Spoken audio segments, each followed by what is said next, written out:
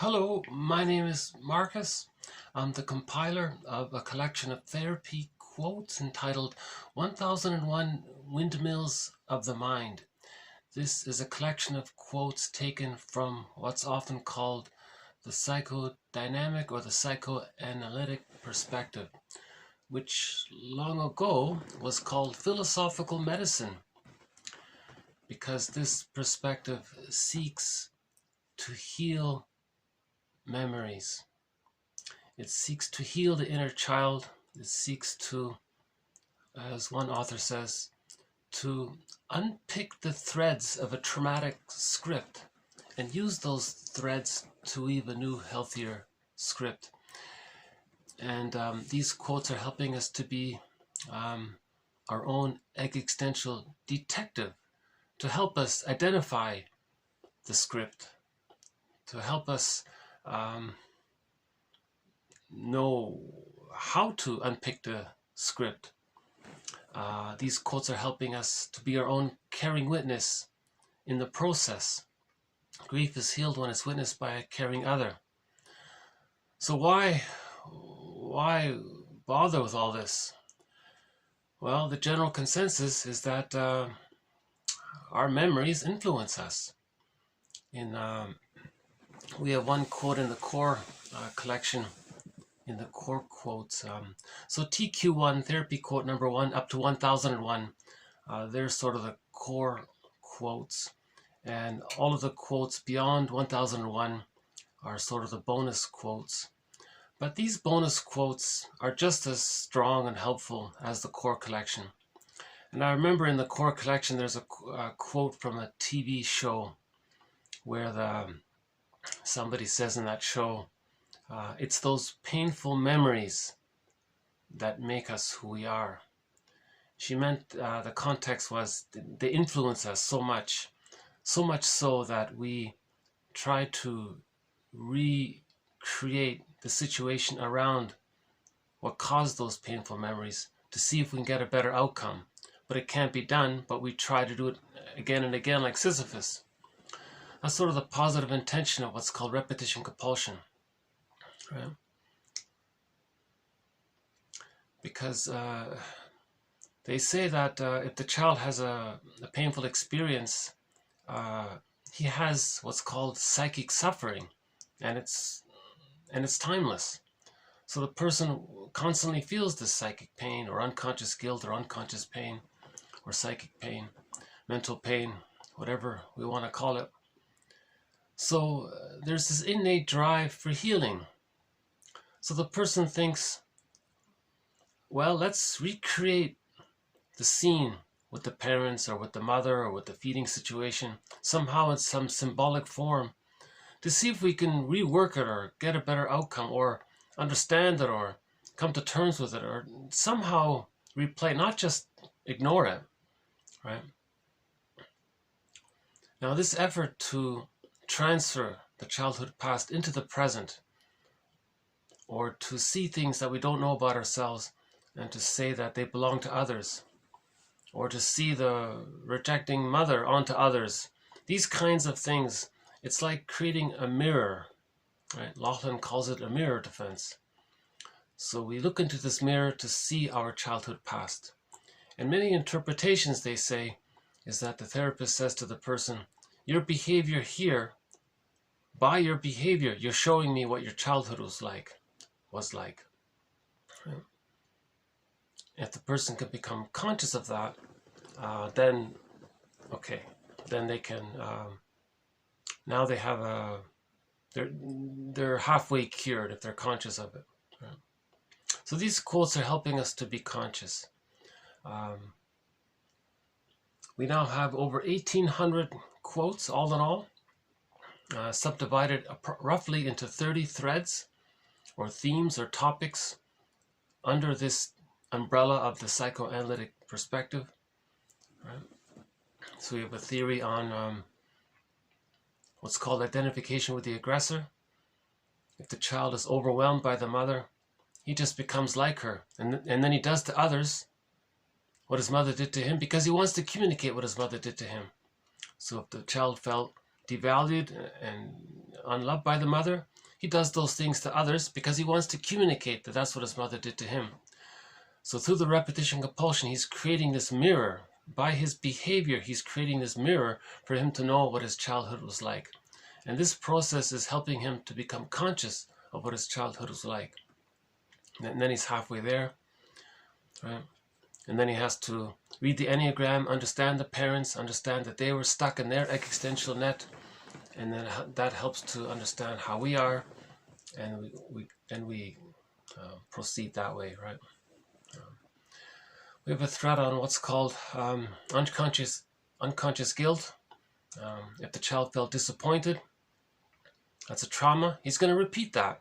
So he'll choose situations or create situations or distort situations in the present whereby he's disappointed because that was the original trauma, and he's replaying it and repeating it like Sisyphus. So we're calling that unconscious guilt. Yeah. So Burglar is very good in describing this. He has a whole theory around, more specifically, how this takes place. We have a thread on what's called the moral defense, where the child, if he feels disappointed, he's like a little judge. He'll say, okay, I'm going to be a little judge and make this moral decision that I'm bad and mother's good. So he preserves, that's how he preserves his needed attachment to the mother. So he makes this decision. It's a false belief, but he'll make it to have the attachment, even if it means accepting this false belief that he's wrong or something. Of course, no baby's wrong. No, that's ridiculous, right? Steth Bacher, is that his name? He says, if anybody's guilty, it's the parents. If you want to think in those terms, the parents need to be the ones to apologize to their adult children. We have a suggestion that was brought up in the core collection, that on Mother's Day and on Father's Day, that's the day when they come clean and write letters to their adult children. That'll help their children to heal, right?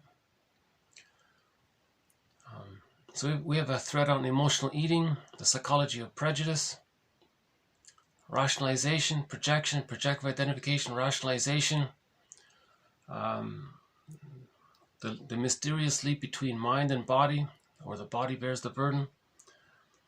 In this video, we'll add a few more quotes to a couple of our threads here. We'll add one on the puer. So the puer, that's the Peter Pan, he doesn't want to grow up. So that's the Peer Gynt story, the Peter Don Juan story, the womanizer, the playboy. They're overly fused with the rejecting mother, and they're always rejecting others. The mother was promising, she was rejecting, so the Peer Gynt is misleading and then rejecting. So he's stuck like that. We'll do one quote on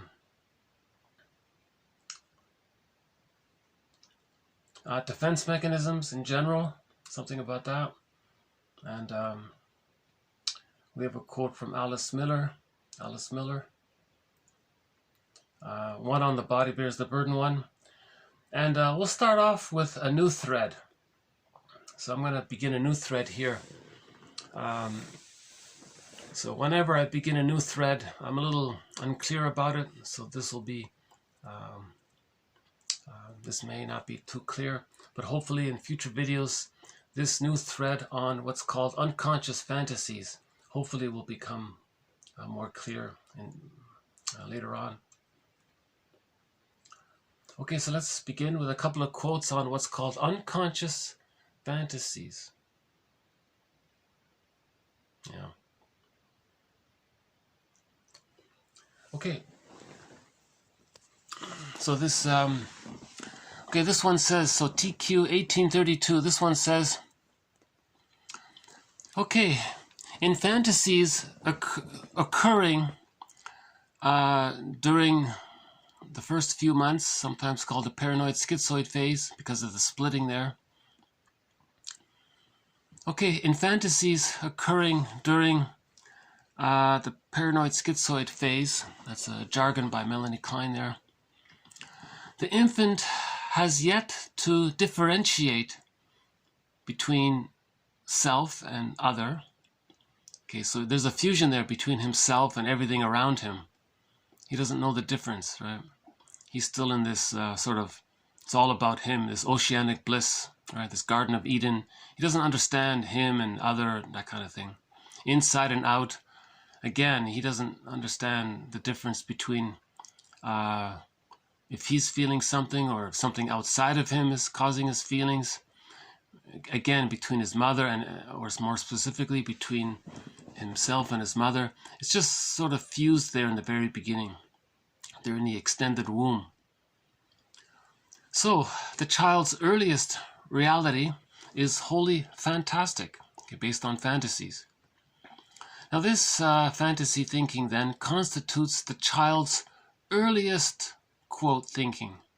Quote, for some clients, the world, and that in practice means other people or objects, things that are important to him, things that he needs, objects, right, is valued at the original level. That is to say that for some clients, the world is still peopled by, quote, larger than life objects. Okay, so these internalized, okay, if the mother's rejecting, it's a wild beast or a monster, right? Populate, okay, these characters populate the baby's traumatized psyche. If the baby's traumatized, he sees wild beasts and monsters, right? Okay, quote, in the earliest reality of the traumatized child, it is no exaggeration to say that the world is an unfriendly place. I'm just borrowing Einstein there, right? While Klein's theory certainly contains Hobbesian properties, he was a very negative guy, right, that one? Very traumatized fellow there, okay? And he built a philosophy around his trauma. So while Klein's theory certainly contains these negative ideas, it is not the case that similar social conclusions have to be drawn based on a child's traumatized psyche. Okay. Now, the author of this quote was teaching about Melanie Klein's work, and he elaborated as well that when the baby has a traumatized psyche, that relates to why some children might be fascinated with very aggressive toys and aggressive video games, right? Because they're still operating with this unconscious fantasy. It's going to be a tough one because this links to primary process thinking. The Ulanovs explain it. No one can put primary process thinking into words. Right? That's why there's art and things and stories and to kind of metaphors to sort of hint at it indirectly to get you in touch with it. Music is there and prayer is there and art and poetries and stories and things. Our dream life is primary process thinking. It's the thinking of the baby. That's called primary process thinking. And if it's traumatized there, then the person's stuck using primary process thinking, creating these exaggerated images. Now the images or imagos are exaggerated because of the fusion. If the child's enraged at the mother, he may think that the mother's raging at him, even though he's raging at her. He thinks the mother's raging at him. Now the baby wants to take in mother's love. He may think the mother wants to gobble him up. Hence in the fairy tale Hansel and Gretel, the witch wants to eat the children. Okay, that's describing the confusion of what's called condensation. The child's thoughts and feelings are blurred with his impression of the other, and he may displace his feelings onto the other and come to the false conclusion that the other has the feelings that he has. The mother doesn't want to hurt the child, but it's a confusion. If the mother's on the phone for too long and the baby's hungry, again, the baby has no concept of the passage of time. He's terrified in the moment. He's enraged at the moment. Now, his understanding of his mother is blurred, so he may transfer his enragement onto his blurred understanding of the mother and think that this mother imago is like a devouring witch or a wild beast that's going to hurt him. But it's not. It's a confusion.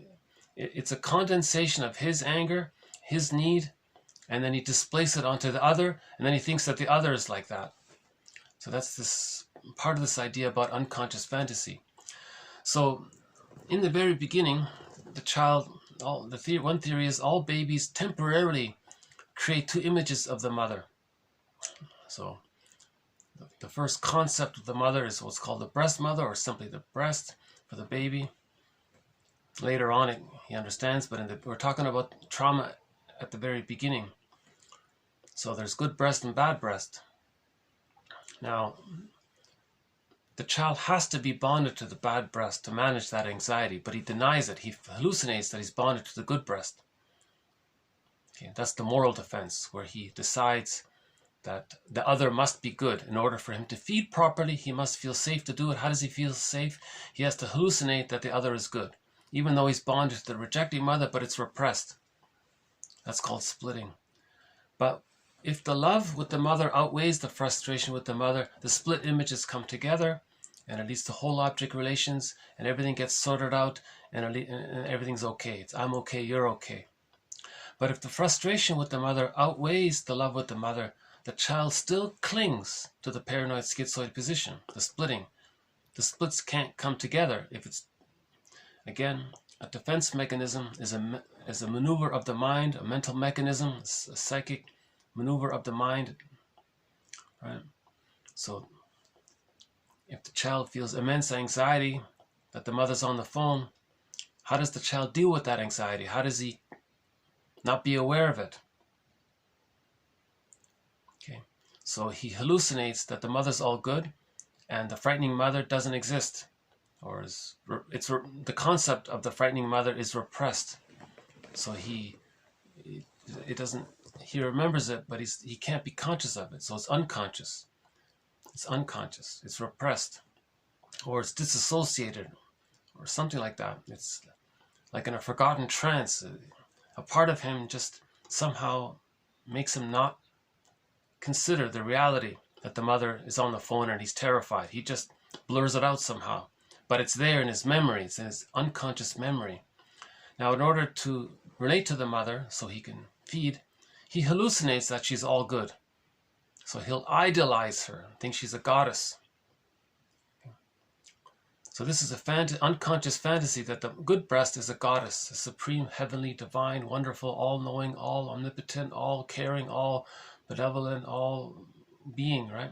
So that's an exaggeration of the child's imago of the breast, because he needs to feel safe enough. In order for him to feel safe enough, this goodness has to be greater than his frightening feelings of the reality. So he wildly exaggerates the goodness of the mother into this supreme goddess kind of thing. But in reality, the mother's rejecting, he's enraging, that's a wicked witch or a wild beast image. So that's called splitting. Okay, so unconscious fantasies are around these split images of the mother, good breast, bad breast, goddess and demon. Right. So myths and fairy tales describe a traumatized psyche, because in myths and fairy tales you always have these goddesses and helpful sides and all these frightening sides. That's the splitting. Good witch, bad witch, and so on, right? Helpful goddess and terrifying one. Right?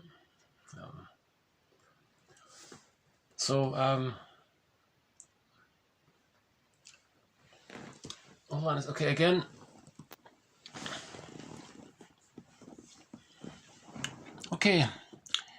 Okay, in the baby's fantasies, okay, when the mother's being frustrating, okay, the infant can't tell the difference, doesn't know where he ends and his mother begins. So he's dealing with what's called primary process thinking. It's a lot of imaginations, right? There are no words there. There's no verbal there. There's no hippocampus. There's no vocabulary. It's just this fantastic world of Alice in Wonderland, right? Fantastic thinking. Fantastic thinking then constitutes the child's earliest, quote, thinking, or how he sees things, or how he perceives things. Now, for some clients with a lot of babyhood time trauma, okay, that means that other people are going to be seen in a very distorted way. Okay.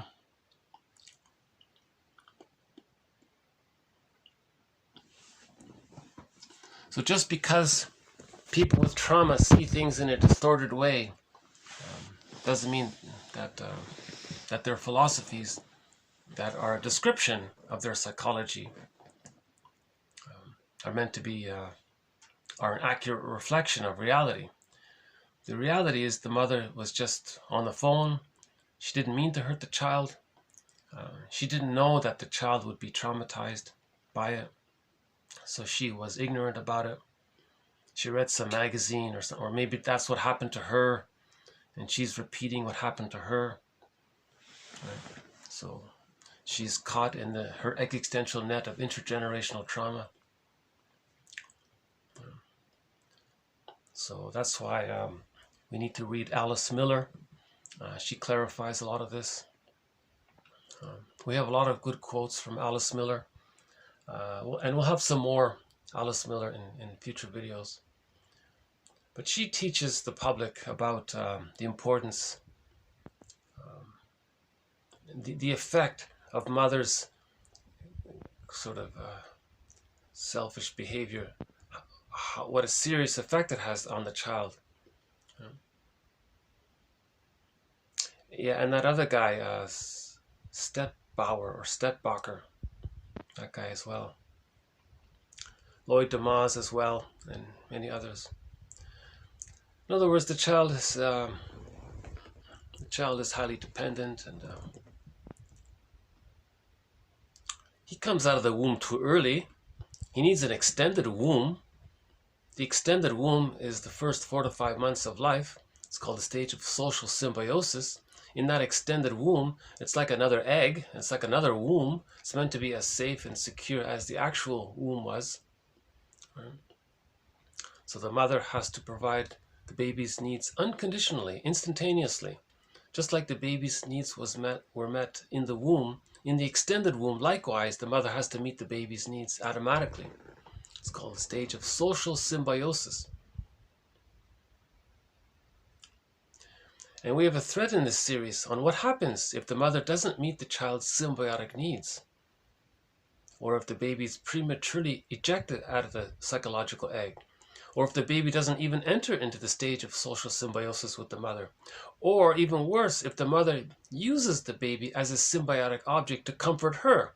These kinds of things, that can lead to the hostile provocative attachment style or the bully pattern.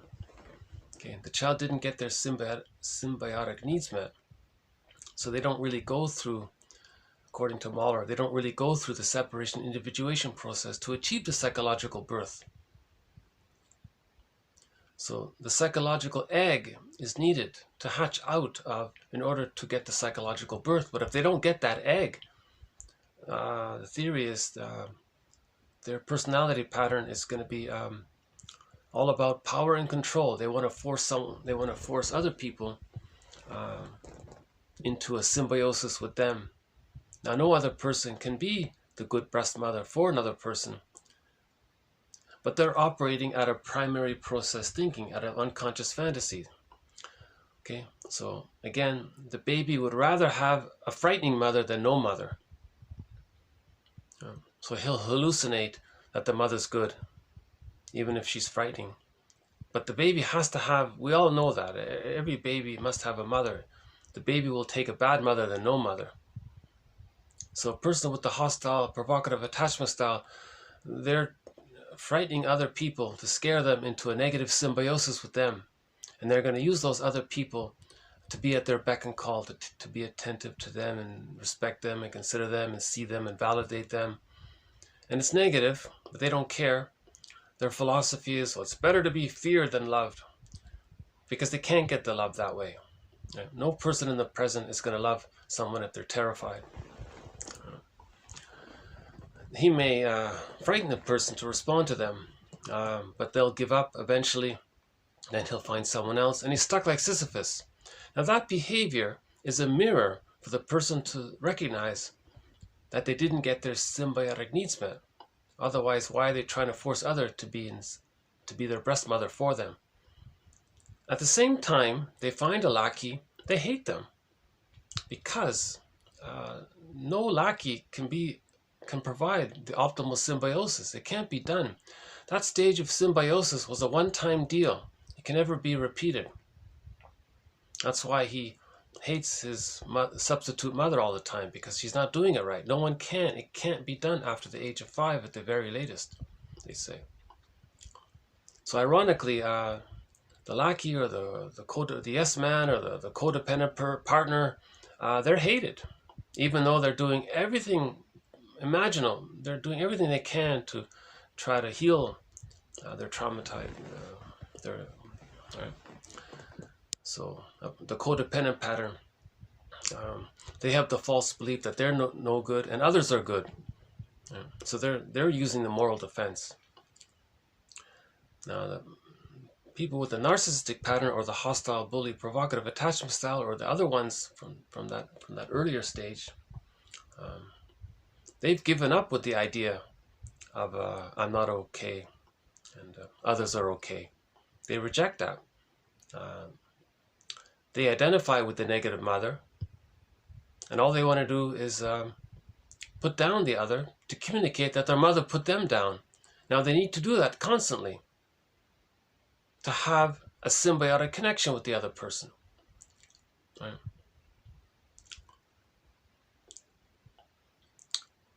So that's why. So we have a thread in this series on the relationship between what's called the stinger and the clinger. Again, from birth to 4 to 5 months, that's called the stage of social symbiosis. If they don't get their needs met there, that's the hostile, provocative attachment style, the bully pattern, and others. The Iago one, okay, just envy, spreads rumors, hates everything. Okay, and there are other patterns that come from that early trauma of that time.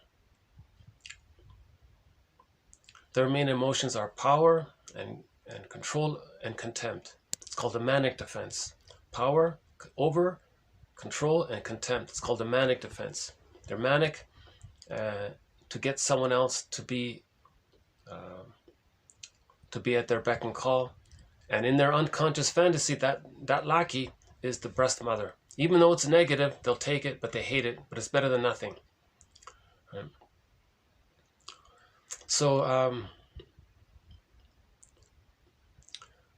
of course, love and gratitude haven't entered the psychological picture yet. They're very far from that. Their main emotions are hate, envy, greed, grenvy, spite, vindictiveness, schadenfreude. The schadenfreude is when they express their contempt. They put the other down. They put their lackey down. That means in the moment, they've identified with the aggressor.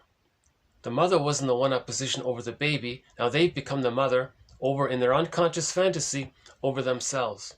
So they put themselves down because they've identified with the aggressor. And the mother got serotonin by putting the baby down. So if the mother is using the baby to meet her needs, she feels safer, so she gets serotonin. Identification with the aggressor. He does to others what his mother did to him. So he'll put others down, just like his mother put him down. And that's how he gets his serotonin, because that's how his mother got the serotonin. Now he's doing this to communicate. It's as if, one author says, he's talking to his mother in the mind. It's a communication. Look, mother in the mind, through my behavior, by putting others down, and I feel better. Well, that's what you did to me, and I didn't like it, and I'm showing you. So that's like a mirror for him to see what his childhood was like. That the breastfeeding wasn't done properly, for example, or the mother was misattuned, or she was on the phone too long. These kinds of things. Using the bottle and the schedule, that'll do it as well. Right? So That's the trauma if it takes place during what Klein calls the paranoid schizoid position, because the unconscious fantasies are very detached from reality. That's the schizoid. The emotions are the true self is very repressed. So there's a huge gap there. Okay? In the Odyssey, it takes 20 years for him to find his feelings in the journey. And the paranoid part is, he distorts reality to such an exaggerated, over-the-top degree. So Klein means it's paranoidish-like and it's schizoidish-like. So she calls it the position. It's a place where the child is using splitting, good breast, bad breast, goddess and demon, and he's operating emotionally from that fantasy world. Okay. Now he was saying here, that's why kids, they go to the toy store and they want to buy all these violent toys because they want to fight with these wild beasts in their fantasy. And the other kids are doing it, you see? Things like that. And the video games are so violent. They're fighting with the memories. They have these memories of when they were enraged, and then displacing that emotion onto the concept of the other, and thinking that the giantess in the nursery is enraging at them. They displace their need to take in mother's love. Then they think that this giantess enraging other wants to take in them. Hence, they go to the video game and they want to buy a violent game to fight with this wild beast.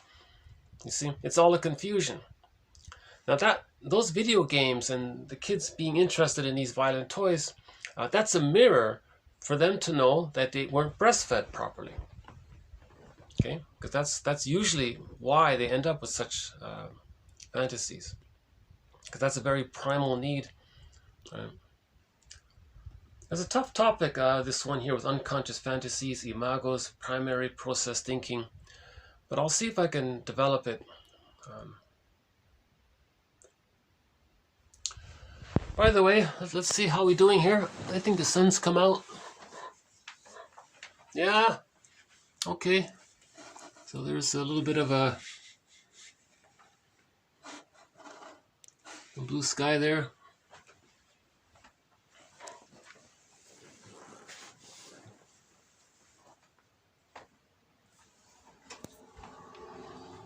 Now you can see the water there.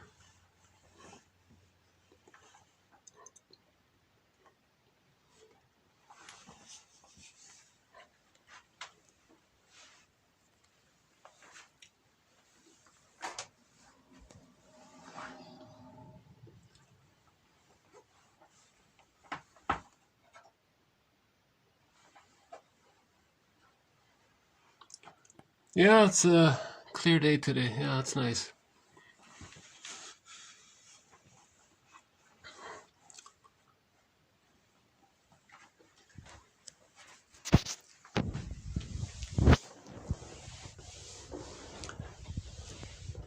It's fun doing these videos outdoors because if I need to maybe distract myself a little bit or take just a little mini break, I can turn the camera around and let you see a crow flying by. But yeah. By the way, the crow is one of the companion animals in this series. The crow, the blue jay, the fox, the heron, the seal, and we have a couple, the mosquito. The mosquito. I got quite a few mosquito bites in the summer. A few, not too many. Yeah. Okay, the next one here. It is in fantasy that the infant splits the object and the self into good and bad representations. But the effect of this fantasy is a very real one. There's the point there, right? So, it is in fantasy that the baby splits his concept of the mother and even himself into good part, bad part, other, good part, bad part, self-representations or concepts or, sense impressions or primary process images or fantasized based on his memories, right? So based on his memories, he clusters groups of memories around certain themes, mother being good, mother being bad, himself being loved, himself being unloved. Okay, so these are good and bad representations. But the effect of this fantasy, the effect of this fantasy is a real one because it leads to feelings and relations, and later on thought processes being in fact isolated from one another. Okay, so that talks about splitting. Splitting precludes mourning. If the frustration with the mother outweighs the love with the mother, that means the child is still using splitting. The psychic structure needed to mourn losses in future life is whole object relations. If the child is still using splitting, he doesn't have the psychic structure to mourn losses. So Rinsley's quote is, splitting precludes mourning. If mourning doesn't take place, complicated grief, aggravated grief, prolonged grief, burnout, soul loss, nervous breakdown, the delayed onset of the developmental trauma leads to the symptoms of PTSD, and that can lead to, as one person said, to becoming a curmudgeon late in life. Bitter, miserly, stingy, because they're still waiting for mother's love. Splitting means the baby's still waiting for mother's love in order for the split images to be healed. You see? The child uses splitting because if the mother's rejecting, he needs her even more. But he's too painful to be bonded to a rejecting mother. But the baby needs mother's love for him to leave her. So the baby needs mother's love for him to know himself. So he's still waiting. So he's still loyal to the rejecting mother. Now that means he never got the love needed to have the strength to be able to mourn losses later on. Because the baby needs love first. So that's the paranoid schizoid position, right? So the goal is to heal this, to heal the splits, to bring the two sides together. And in many of the previous videos, we've talked about this issue of how do we heal the splits. So may I refer you to earlier videos on this theme about how do we heal the splits. We've covered some good ground in that area. I think we've covered some. I think that's the greatest value of this collection of quotes, these ideas around how do we heal the splits. Okay, so man's main task is to give psychological birth to himself if he didn't get it naturally by the age of 3.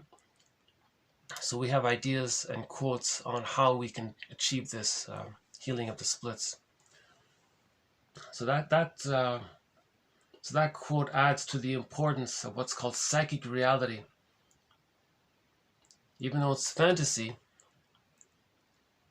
it still influences how the person thinks about others, right? Okay, another one here from Klein, one of our mentors here, Melanie Klein. With the young infant, these situations, so for example, if the parents are arguing, are thus transferred into the internal world where they are reenacted. The infant experiences every detail of such arguments and injuries as happening inside him, and these fantasies may therefore become the source of hypochondriacal complaints of various kinds. Also, other aspects of their relation, either fantasized or actually observed, which are internalized, fundamentally influence the development of the child. So if the child witnesses the parents arguing, that's scary for the child. He'll internalize that. So he needs a relation with his mother, he needs a relation with his father. They become a part of him, but since the parents are arguing, now he's arguing within himself. So that's the body bears the burden. He may have all of these bodily complaints. He may have all of these complaints. So this quote here adds to our thread on the body bears the burden.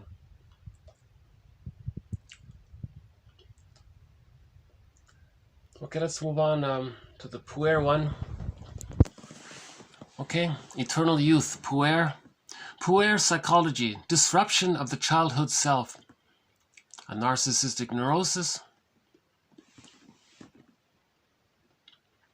The habitual fleeing to the Garden of Eden.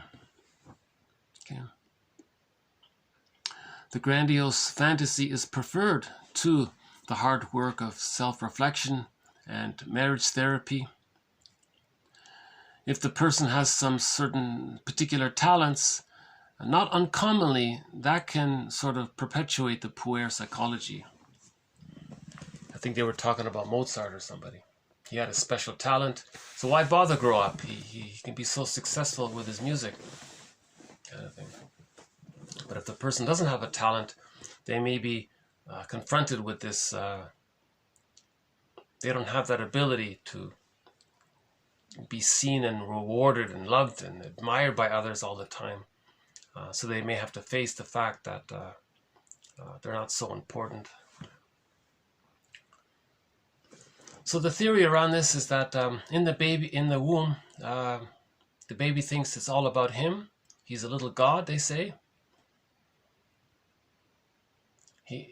Forensic calls it unconditional, fantasized omnipotence. Fantasized, unconditional omnipotence. Whatever he needs, it gets met automatically. It even gets met before he has to think that he has a need. He doesn't even have to think that he has a need. It gets met automatically because of the flow there in the womb. He has a need and the flow is there. It gets met automatically. Now in the extended womb, he still expects that, as should be the case. He has a need, it should get met automatically. Now sometimes he may have to have a thought around this. Like he's aware of his pain and he has a thought that he needs something. Then the mother has an attunement with the baby, so the mother meets the need. The child thinks that he created it, just like in the womb. The theory is, we imagine it's as if he were to have thoughts about his experience, we imagine that he might think he's like a little god. Everything is there to serve him and meets his needs automatically. Okay, in the extended womb, this continues. Now it may evolve to him making a certain thought or a certain sound. Now it's called omnipotence of thought, omnipotence of gesture.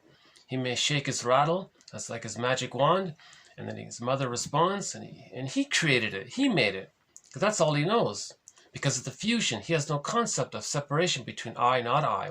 Who is he and who is the other? He doesn't have separation yet. It's called the stage of undifferentiation, the stage of symbiosis, the stage of fusion, whatever we call it. It's a psychological egg. He's still there, and it's all one there, right?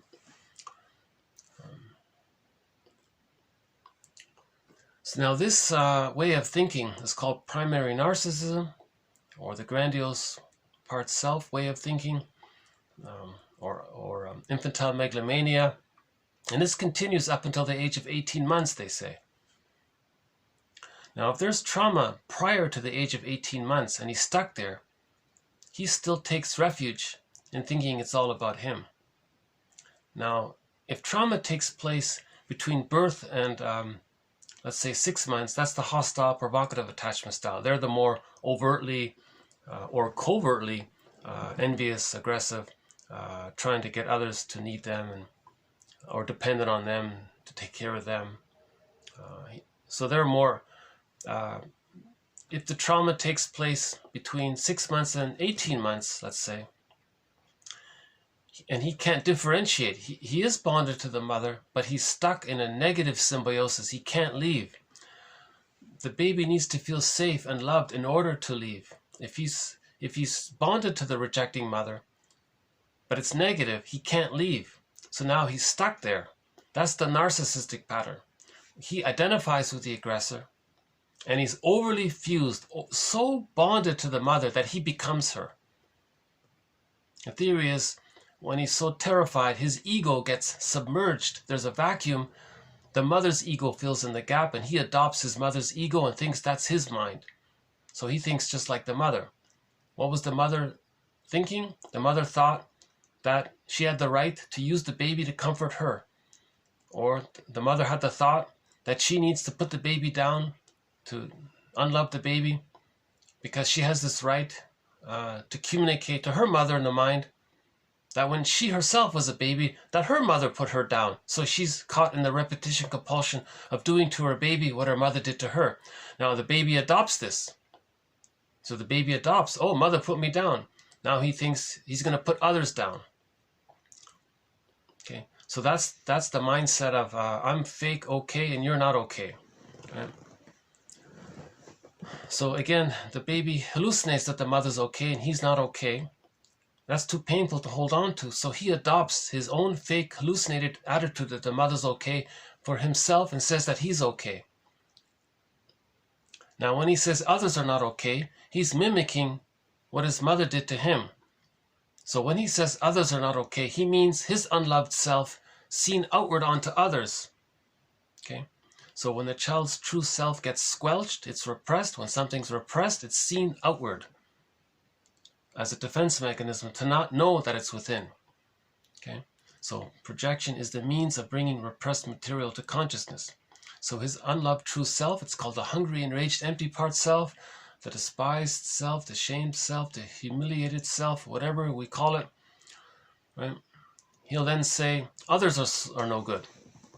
So when he says others are no good, he's mimicking what his mother told him because he wants to communicate that when he was a baby, that he believed that his mother thought that he was no good. And he believed that. So that's the narcissistic pattern. He's stuck in the fusion with the mother. And he spends his whole life trying to show up the mother. He's angry at the mother.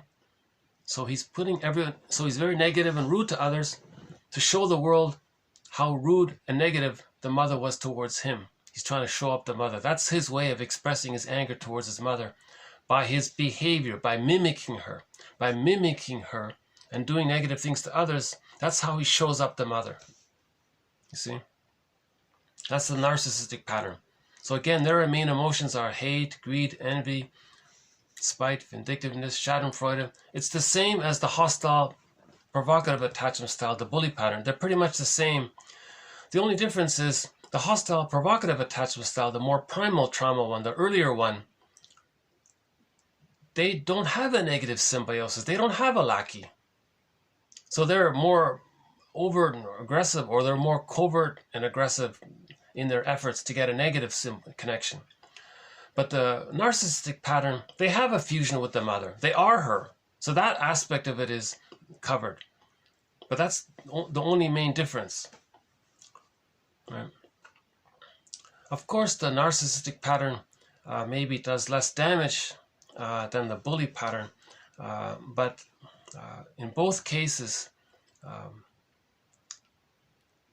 they both take refuge in the grandiose part self. Again, the baby has a self when he's born. It's the true self plus his infantile megalomania called the grandiose part self. So there's the true self, part self, and the grandiose part self. Together they make up the child's self in the beginning. But when he's unloved, the true self part gets squelched. All he has left is the grandiose part self because of the biology. It's there until the age of 18 months. And he takes refuge in it and he can't let go. Now, if he can't let go of the grandiose part self, we can say that's the puer psychology, the refusal to grow up. He's stuck there.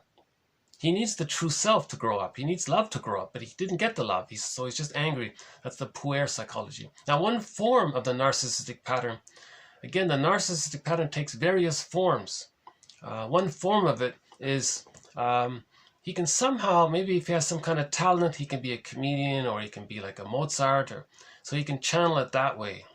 So some people with the narcissistic pattern can be entertainers or playboy types, or so those are harmful, but they don't love, but they're not as they're attached, so they're not afraid. Their existentialness is the hostile provocative attachment style. They think it's a jungle. They got to survive. They never bonded to the mother. So they're more aggressive about survival, thinking it's about a jungle. The narcissistic pattern, they don't have that fear too much because they have the mother, because they are her. So they don't have that fear of survival so much. They have just angry and not getting love. So their philosophy is negative. Things are no good, but they don't feel that they themselves are in danger or something. They just feel angry all the time. Another version of the narcissistic pattern is what's called the puer. So the puer psychology is one version or one variation of the narcissistic pattern. They can't love another, right? They're flighty all the time, and they can't. There's no commitment there, and so Peter Pan was flying around all the time. So Peer Gynt was like that. So we have a thread in this series on the Peer Gynt story, as explained by Karen Horney, one of our mentors. So Melanie Klein and Karen Horney are two of our mentors.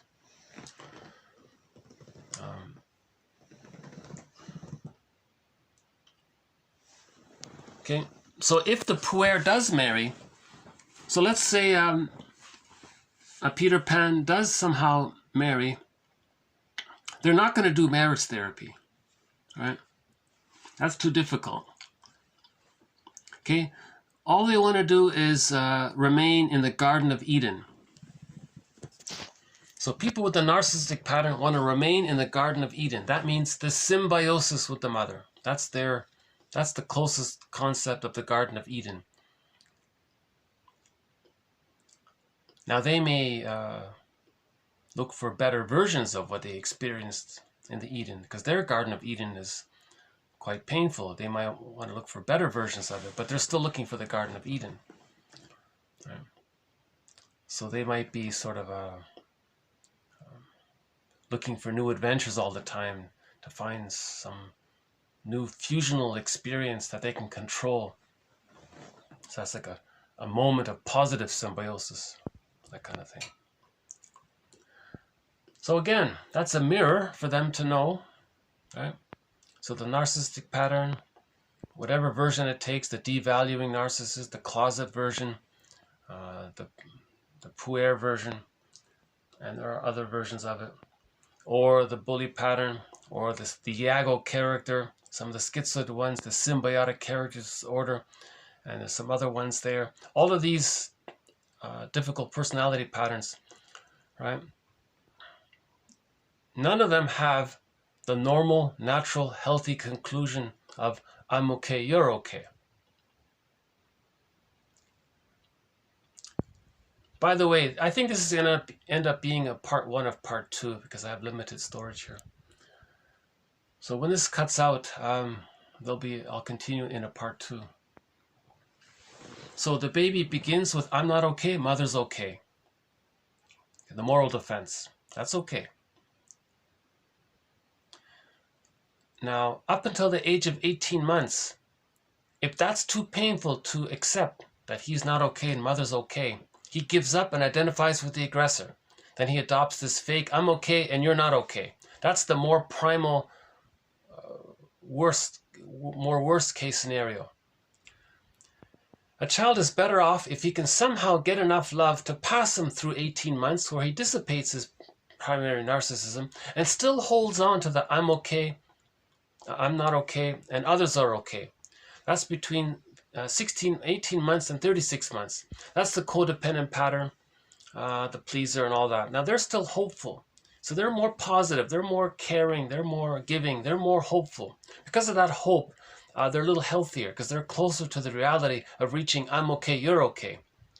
So the child who manages to get to that, to hold on to I'm not okay, you're okay, it's easier, let's say, for them to get to the I'm okay, you're okay. Right? Now, the narcissistic pattern where they reject that, they just say, no, others are not okay, constantly. They're talking about the memory of how they were so unloved and how they feel not okay. Them feeling not okay is a constant feeling they have that's repressed and they can't accept. So to communicate that, they constantly say that others are not okay. So that's a more primal trauma, to have that thought that I'm okay, you're not okay. That's worse, let's say, right? Or more difficult, let's say. That Gordian knot is more difficult to heal, but it can be done. Odysseus did it. Odysseus, Orestes, they did it. The story of Orestia and the story of the Odyssey, they did it, right? Okay, the next one here. Okay, the narcissist myth about looking in the pool of water, the reflection. Okay, the narcissist myth. A vicious cycle of mutual non-recognition takes over. Okay, non-recognition. The mother didn't see the child, didn't accept the child. Non-recognition. No mirroring. The mirroring didn't take place. Okay, so the child didn't get his mirroring needs met. So they say from 6 months to 18 months, the child needs to be mirrored, to be seen, and the child needs to see that when his mother looks at him, that he sees that the mother, that as the mother sees him, the child sees that the mother is delighted and accepts that the child is unique. That's called the mirroring stage. Now, if there's a trauma there, to represent that trauma, we have the image in the narcissist myth of the guy staring at his reflection in the pool of water. That reflects that, right? And he's stuck there. He's stuck there. He's looking for mother's love and he can't get it. Now he's fused with the mother, so that's why he's looking at himself. He's looking at himself because he is the mother. And he's waiting for mother to see him. And it's not forthcoming because he isn't the mother, but he thinks he is the mother. Why does he think he is the mother? That's called identification with the aggressor. He's too fused there. So that's why he's stuck there. So he's petrified it and he's stuck there, right? And another aspect of this is that narcissist doesn't recognize other people, in this case Echo, or even his own feelings. So whether Echo represents his own feelings or Echo represents other people in the external world, okay, so internal or external, narcissist doesn't recognize his feelings or other people because he himself has never been recognized. Okay. Now, at the same time, he's falsely hoping or waiting to be recognized by his unrecognized self. Okay. So his unrecognized self is him identifying with his mother not recognizing him. That becomes his unrecognized self. You see?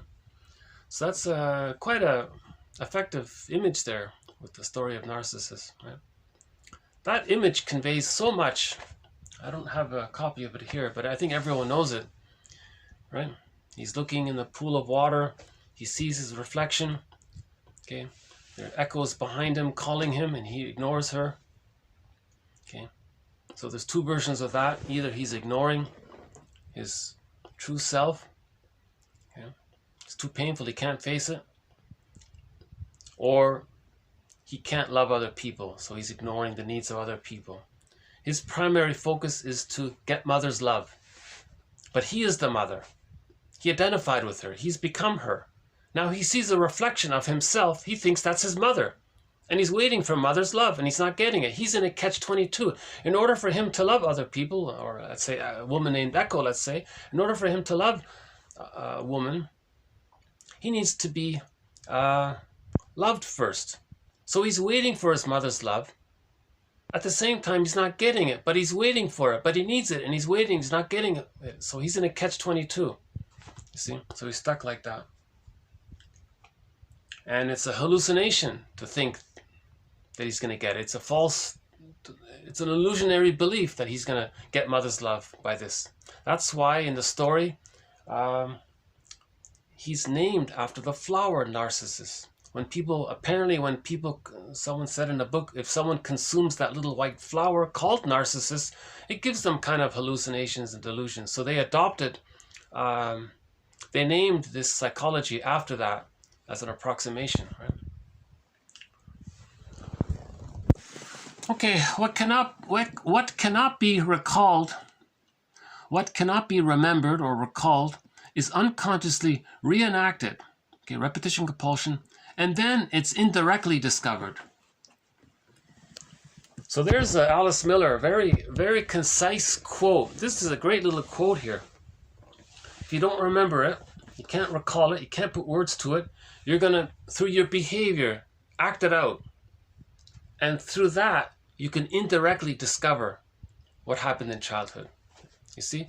Projection or acting out or negative magic gesture, repetition compulsion, Sisyphus behavior, any kind of attitude of that's other than I'm okay, you're okay, anything, okay, any attitude, any variation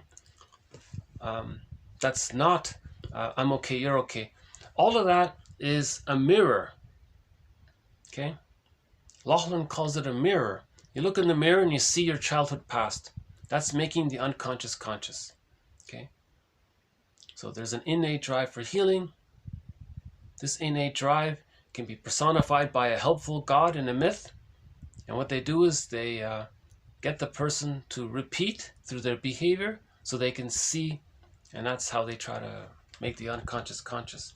Projection is the means of bringing repressed material to consciousness. Okay, next one here.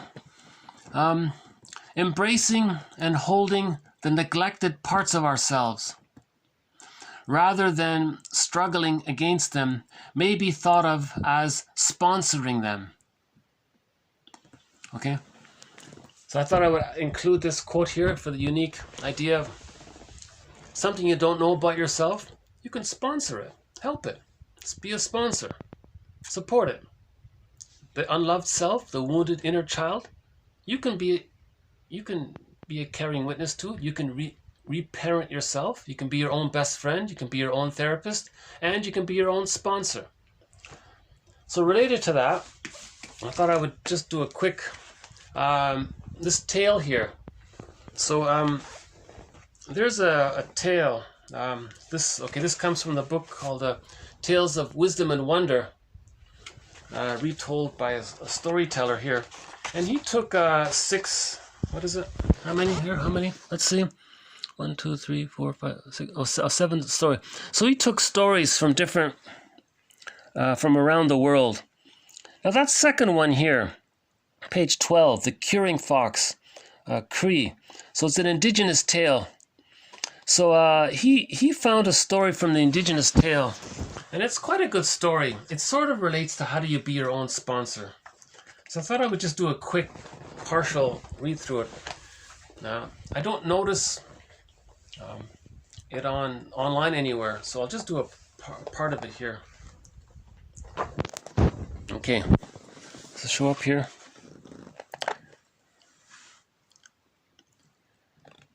Okay.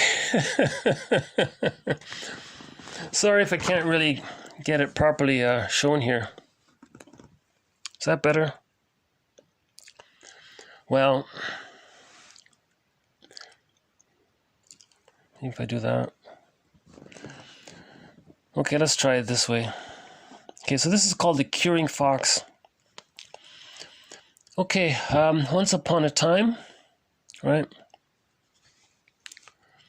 Okay, long ago, once upon a time, once upon a kingdom, once upon a teepee. Okay. In another time and place, there lived a young girl, and one day she fell ill. Okay, she had a cough and a lot of pain.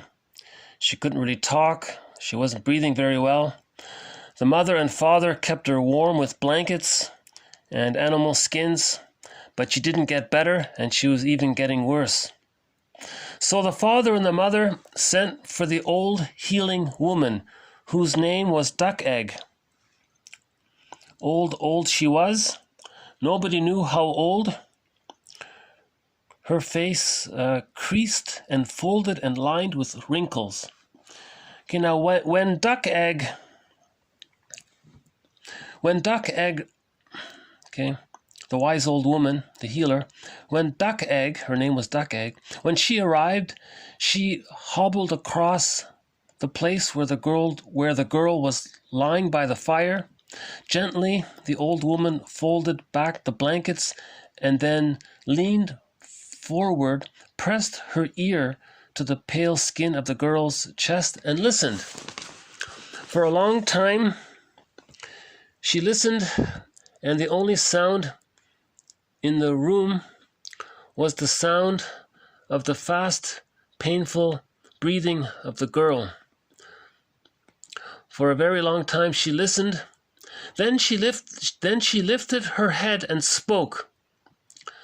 Okay, she said, the medicine woman said, Okay, Duck Egg, old duck, said, quote, "The sound I hear is the sound of a fox, a she-fox. Now that fox is tired, running over the crusty, hard snow. She is limping, and her breath is raspy hard. She is panting. Oh, the poor fox. She has a long journey to make. She's hungry. With every few steps,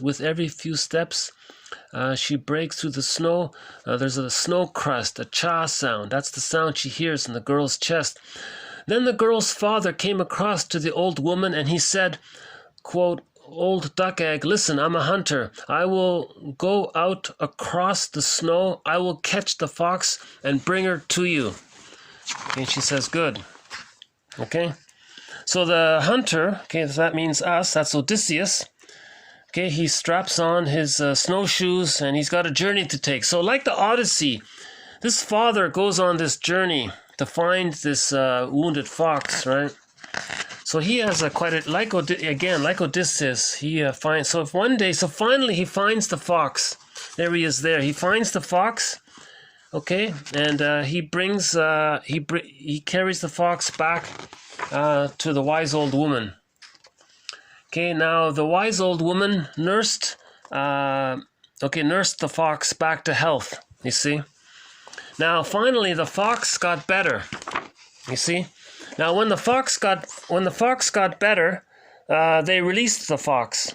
So there he is there. So now when they released the fox, there's the girl, she got better, she recovered. Right? And answer this question, she said, did the fox cure the girl, or the girl cure the fox? Okay, the girl's mother put her hand around the old woman's shoulder. Neither. You cured both of them. And old Duck Egg laughed then, and the lines and wrinkles spread out from the corners of her eyes. So this is a metaphor. Duck Egg is a personification of nature's healing powers, the innate drive for healing. So the wounded fox in in myths and fairy tales, the ocean or the forest, they're symbols of the unconscious.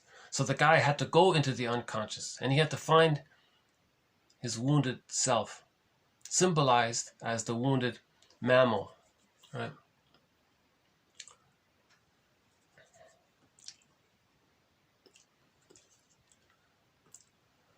I'll be right back. Hold on a sec.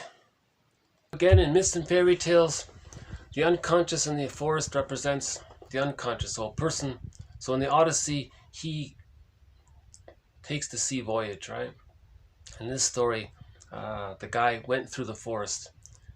That means we get in touch with our wounded self, our wounded feelings, the unloved self, the shamed self, the despised self. We get in touch with that. Now, when we nurse that, okay, the metaphor is healing is taking place. So Duck Egg represents the personification of the healing force.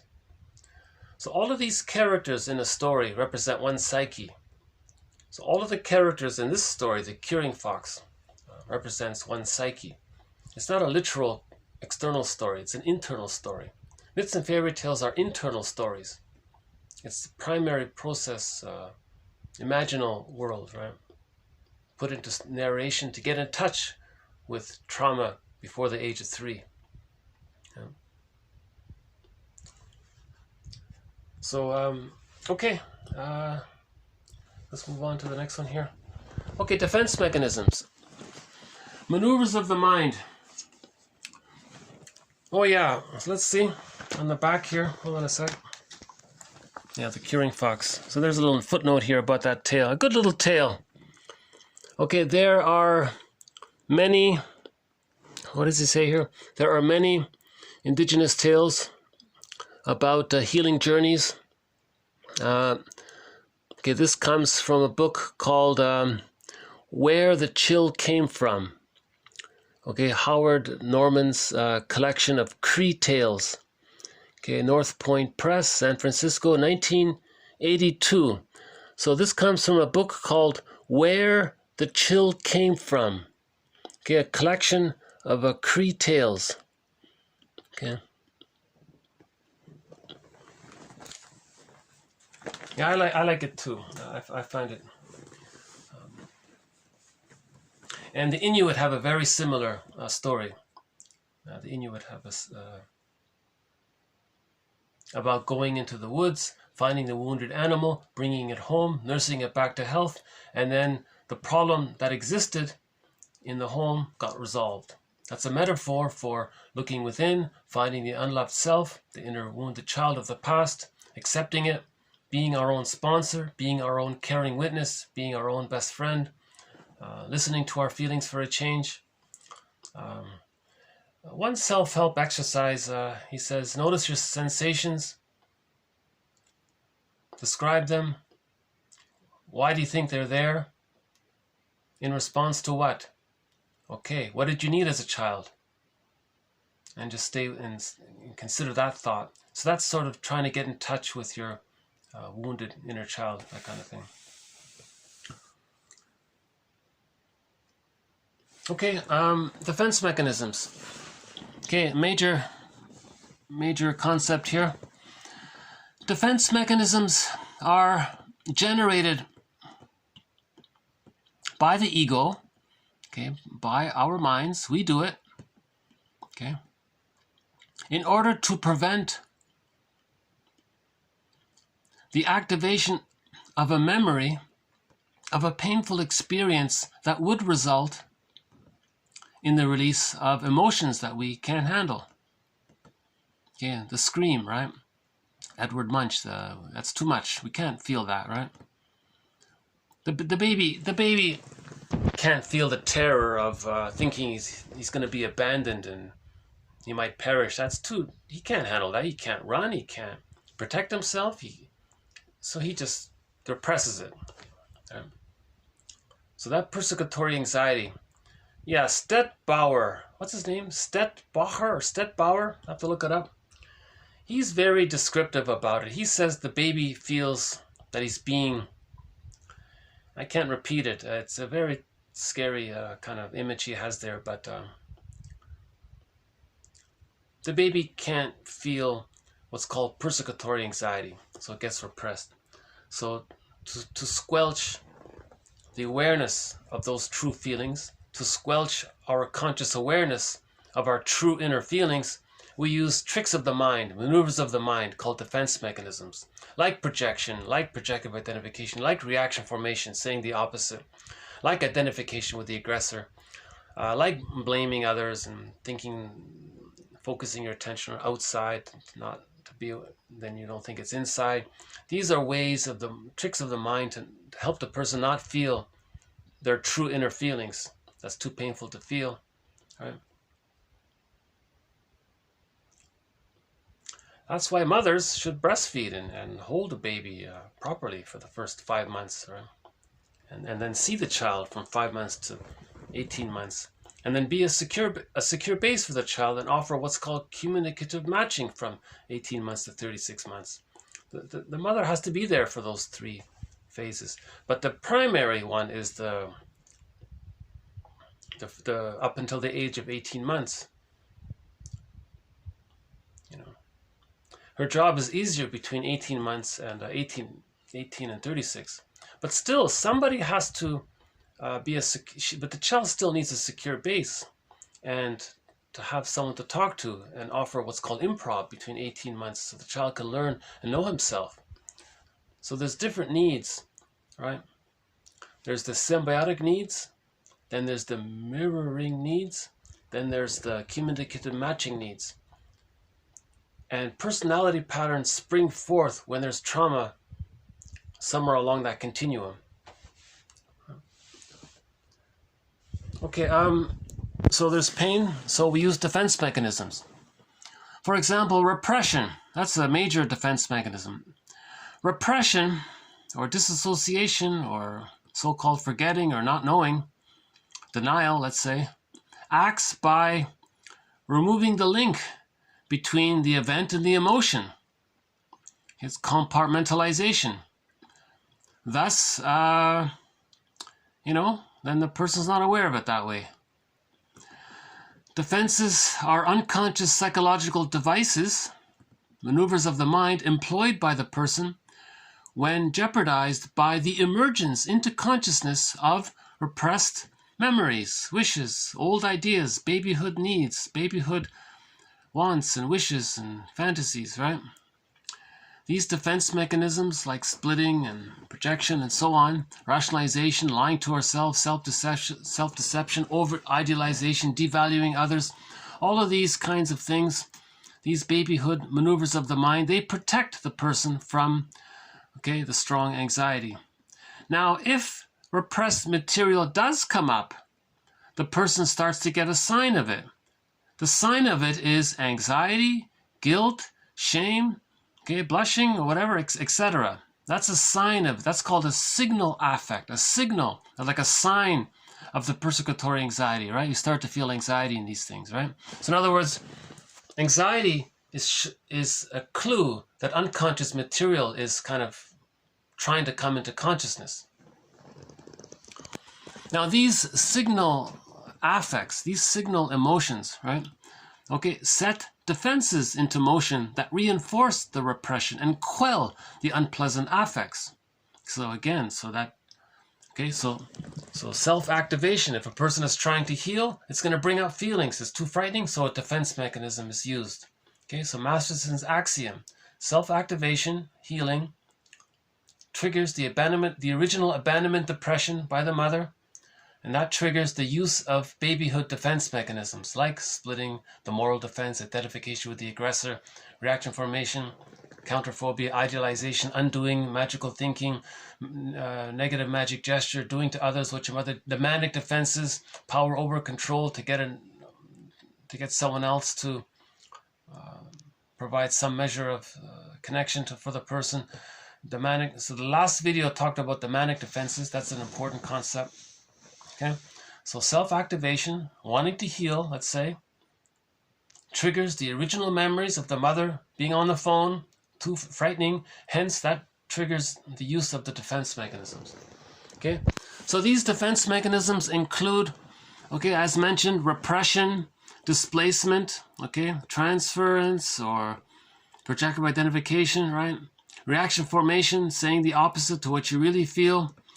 Isolation, that's compartmentalization, magical thinking, undoing, regression even, going backwards, right? Now, repression proper can be considered to be the most effective defense mechanism insofar as it directly acts to keep the offending memories, feelings, thoughts, etc. from becoming conscious. That's the mother of all defense mechanisms, right? Repression, denial, right?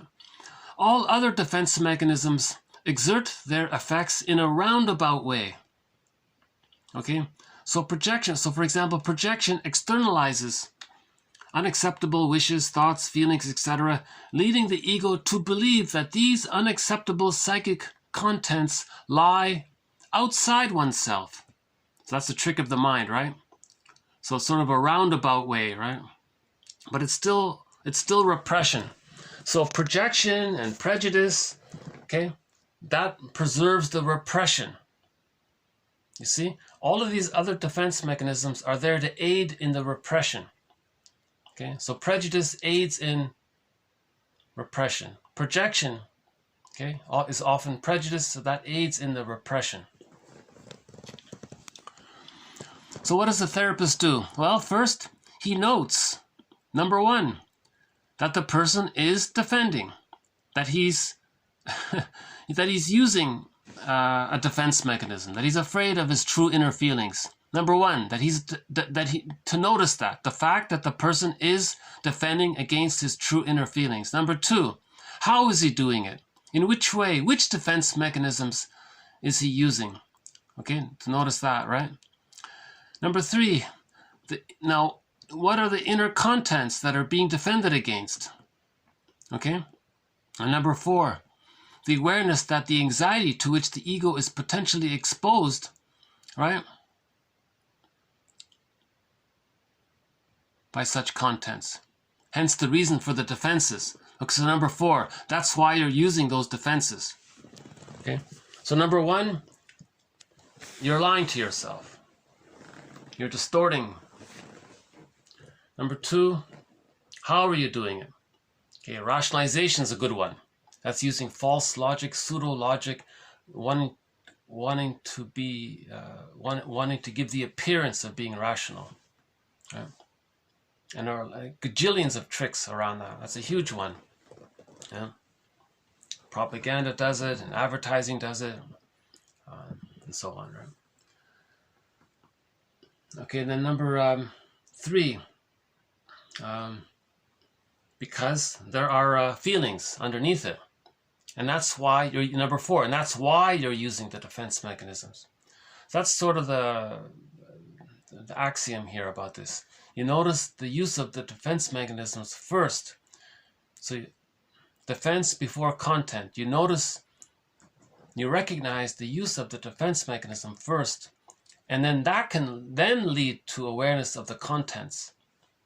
And then when you're aware of the contents, then you're aware of the anxiety, and that's why you're using defense mechanisms. So to be aware of these 4 parts of it, right?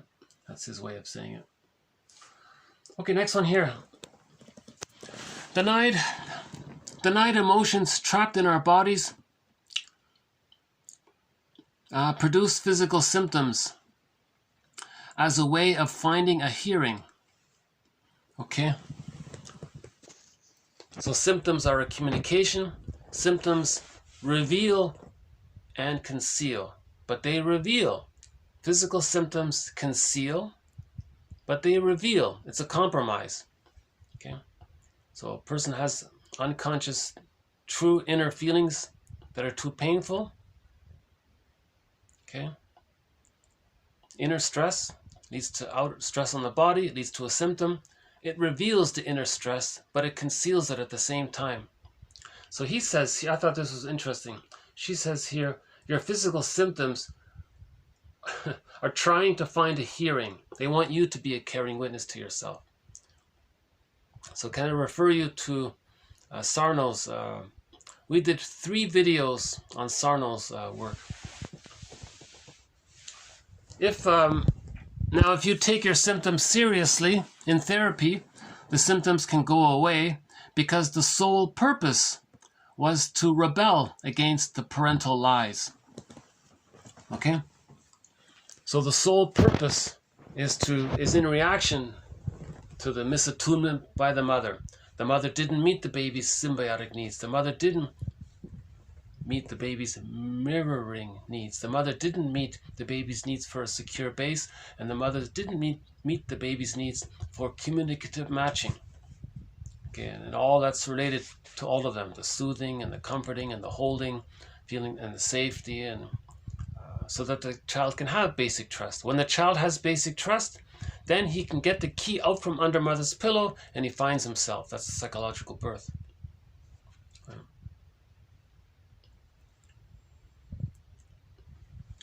Okay, 2 more here.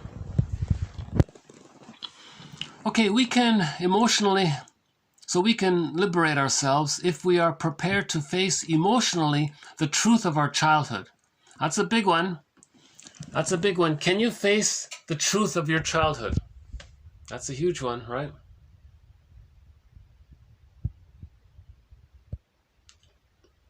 If you want to find emotional freedom, if you want to ease your, psychic suffering, your mental pain, your psychic suffering, you have to face the truth of your child, the emotional truth of your childhood.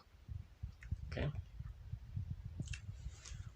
So to help with that, you read the Enneagram and find out where your parents are. Then things start to make sense. Then you recognize that your parents were trapped, caught, stuck in their existential dilemma, in their existential net, caught in their repetition. So their curse is so fate and curse, that's repetition compulsion. So they had repetition compulsion. So they were stuck there. Okay? Either doing to the child what was done to them, to communicate what was done to them, or using the child, or parentifying the child. So they were doing one of those 2 things usually. Either they do to the child what was done to them, or they use the child as a parent. So that's called the Jocasta style of mothering. So that's the truth of it all, right? That's a huge one. And for a while, a person might feel very angry at the parents. So you want to write a letter to them. You don't have to send it, but you want to write a letter. You can send it maybe. They're going to deny it. That just shows you how deeply entrenched they are in their existential net. But at least if we write these letters, it frees things up for ourselves. Okay, to give up the denial of the suffering. Okay, so you want to admit that there's psychic suffering. Okay, to develop empathy for the child that we were, and thus to understand the reasons for our fears. Okay. Okay, also, you can take advantage of the fact that your parents are still alive and allow yourself to see them with the eyes of an adult doing your best to understand the child you once were. Again, you can take advantage of the fact that your parents are still alive and allow yourself to see them with the eyes of an adult doing her best to understand the child she once was. You see? So when you visit your parents, your adult, so when adults visit their parents, they want to then use that opportunity to understand themselves as a child. We had one quote where the person left their children with the grandparents, and they saw how their parents treated their children, and they were shocked, and they realized that's what you did to me. Exactly, I get it now. So the grandparents did the same thing to the grandchildren that they did to their children, and the children saw that, and they got a huge aha moment. Right? That was interesting that he said that.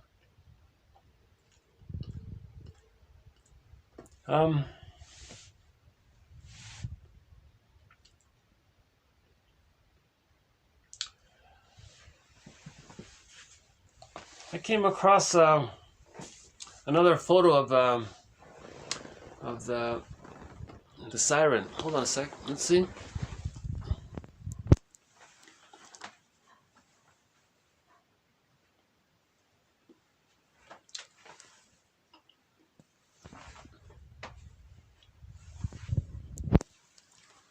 You got a blue sky here. Yeah.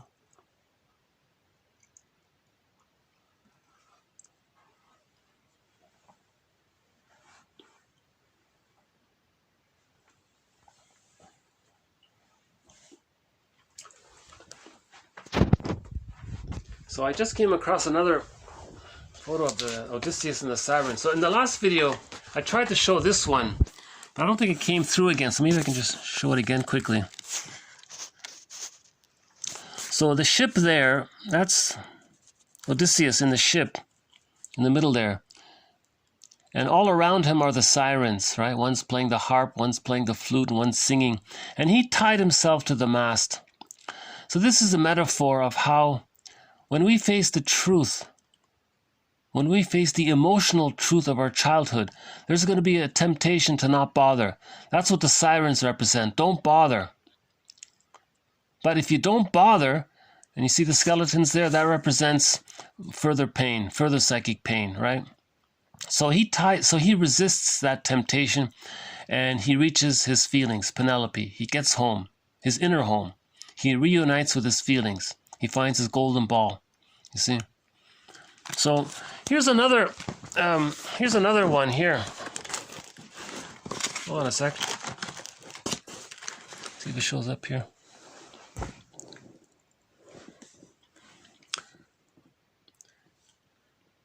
You see, in the middle there, he ties himself to the mast, and you can see all around him are these sort of bird-like voices, right?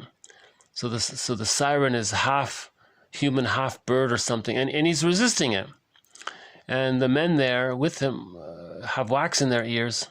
So same idea, right? And there's a stone. Now it's all damaged because it's ancient, but there was a stone carving of that scene. You see? See, there are the sirens there. And the one in the middle there, you can see she's playing the pan flute. I didn't know they had pan flutes back then, but... Right, so there are the sirens there. And he's in the ship here. And he tied himself to the mast. It's the same idea, right? There's one version of the siren. That I think might be a version of Poseidon there, the sea god.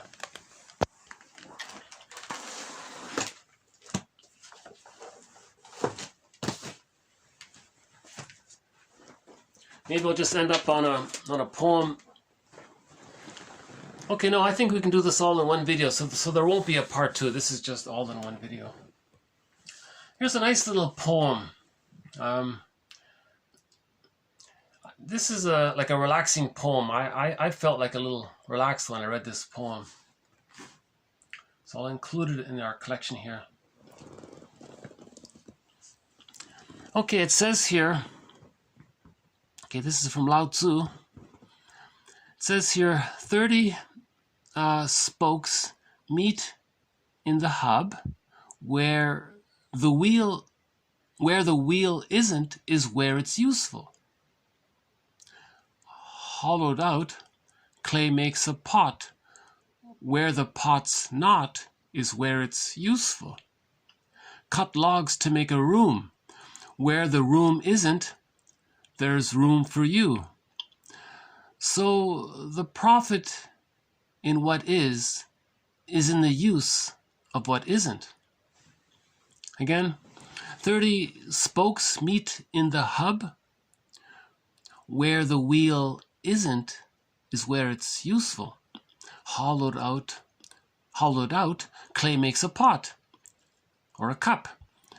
Okay, where the cup's not, where the pot's not, that's where it's useful. Okay. Okay, so wood, timber, cut wood to make a room or a house. Where the space is useful.